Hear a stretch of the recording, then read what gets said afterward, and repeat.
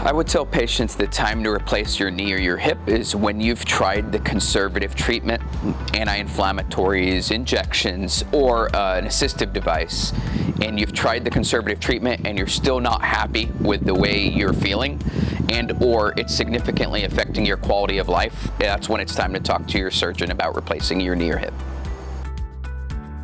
There are several causes of pain for your knee or hip.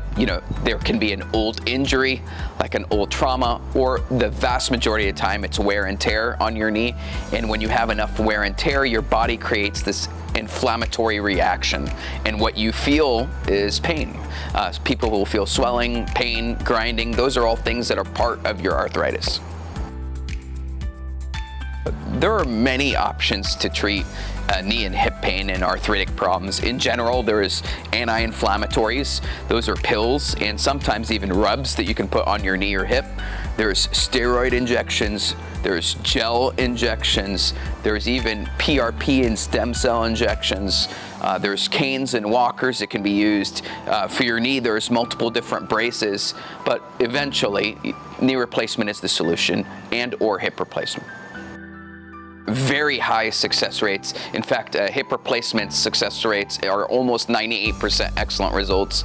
Knee replacement's a little bit lower. It's closer to 83% excellent results, depending on where it's done, how proficient the surgeon is, and things like that. But they're very high success rates. In general, the risks are very low. Usually it's less than 1%. The biggest risks for most people are a little bit of residual pain. We worry about things like blood clots and infections, but those rates are exceedingly low. National average is less than 1%, but in our hands here, the rate is much less than even half of a percentage point. With today's technology and how good we've become at knee and hip replacement, actually there is at least 50% of people that go home the same day, at least. Obviously, the 45-year-old's more likely to go home the same day than the 95-year-old, but the vast majority of people are in the hospital around 24 hours or less. So, there's a percentage of people that spend the night, but you can spend the night if you wish, but the majority of people want to go back home. So typically, once you're upstairs and you're awake and you're comfortable, they'll get you up and moving. What we'll do is work with you with therapy and the nursing to watch your gait, make sure you're safe and stable. The average person is walking hundreds of feet 2 to 3 hours after surgery. Once you do that at least 2 times for me, we're able to get you home. In fact, the first day of surgery is actually usually the most comfortable day you're going to have for the first week or 2. There's a very regimented program. Most people are in therapy about 6 weeks for a standard total knee or a partial knee replacement. Most total hips don't go to outpatient therapy. There's a few people that want to go, but there's a specific regimen that we give you to do daily that will help you get rid of any limp and get you back as strong as possible.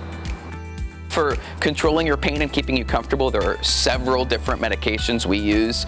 There's special anti-inflammatories we use to keep your swelling and inflammation down. There's nerve medicine to keep your pain threshold down. And there's even some narcotics we use to keep you comfortable. That way you're able to function, walk, take care of your activities of daily living with very little or no pain.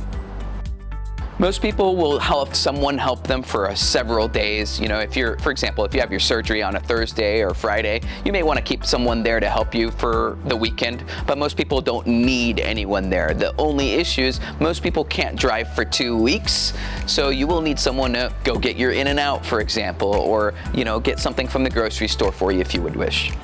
The easiest way to explain robotic total hip, total knee, and partial knee replacement is we get a very detailed picture of your knee called a CT scan, which actually takes hundreds of little slices of your knee and hip. That goes into a computer where we can actually very precisely map out your surgery. We know your positioning, sizing, rotation, all of that before we even make a cut in your knee. That is very valuable. It allows us to be exquisitely precise, will make your recovery easier, and the science shows that it will make you have a better outcome based on what we see so far.